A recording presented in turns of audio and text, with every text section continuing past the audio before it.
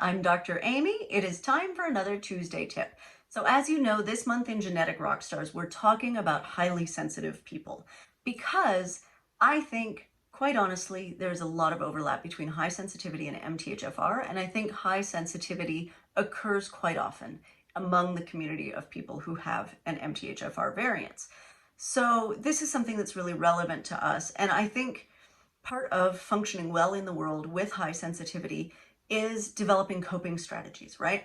Developing ways to maximize your sensitivity and allow that to flourish, but to still find, comfort and peace, especially in your home environment.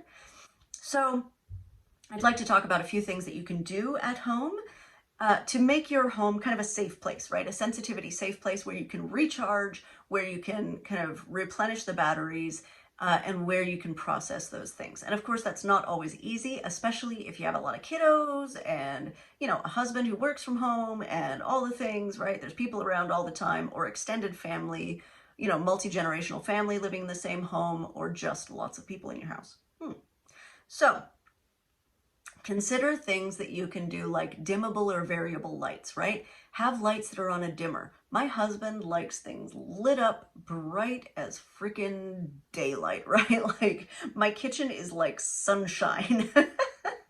But we got these really cool dimmable LED lights where he can turn them up full. When I'm in the kitchen alone, I can turn them on this little like halo feature where it's dim, it's like quiet light, right? It's not like, it's like quiet light. That. It's a simple thing. It was, maybe a $150 fix to change our kitchen lights from the crazy track lighting that they had in before to these dimmable ones that are recessed and whatever. And of course, that's not, accessible to everybody. But for us, it was a really nice solution. The other thing, if you have overhead lights and lamps, right, you can switch from full overhead lighting, which is very bright, to lamps, which are dimmer, to even candles, which are dimmer still, right? So you can choose your lighting level.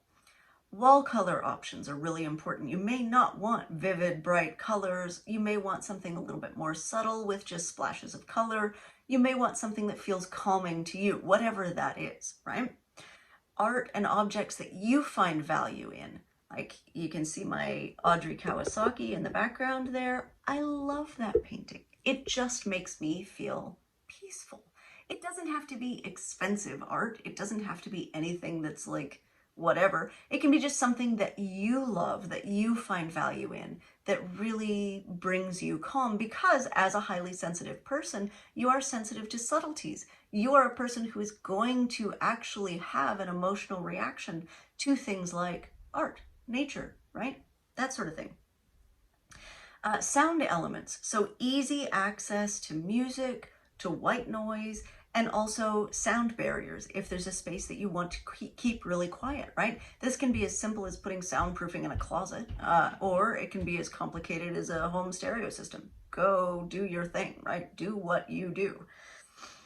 The other thing is natural scents and also air purifiers, right? So air filters can really eliminate a lot of the smells from the environment, from outside, from car exhaust, from whatever, from air fresheners, from things that people say if you're living in an apartment building, you may get food smells from other apartments. You may get air freshener or chemical smells from other apartments, things like that. So an air purifier can be really, really beneficial, not just for your physical health, but also for your mental peace of mind, because smells that come in are also deeply processed by highly sensitive people. So really, taking the time to make sure that your environment suits you as a highly sensitive person is very, very important.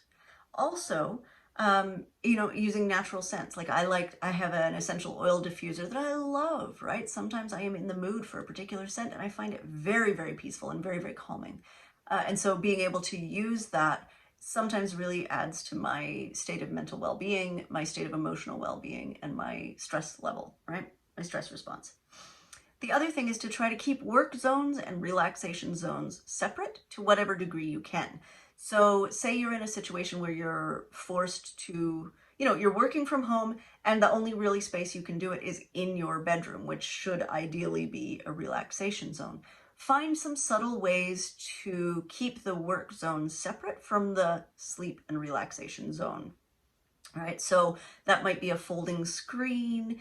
It might be even, the clothing that you wear, like when you work, put on something that is your work outfit. And then when you're stopping work, put on your relaxation outfit. I know that sounds silly, but having that kind of a barrier, even if it's a tiny barrier, really helps to keep those things separate.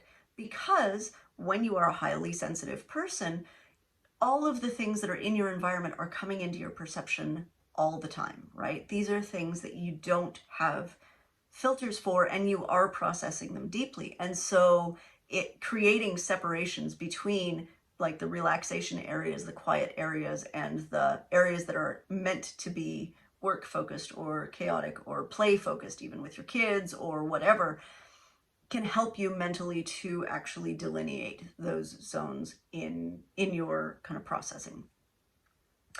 Obviously, these are just a few tips. There are plenty more, but it's something to think about really in your environment and adapting your environment to you so that you function best there. Okay, Tuesday tip.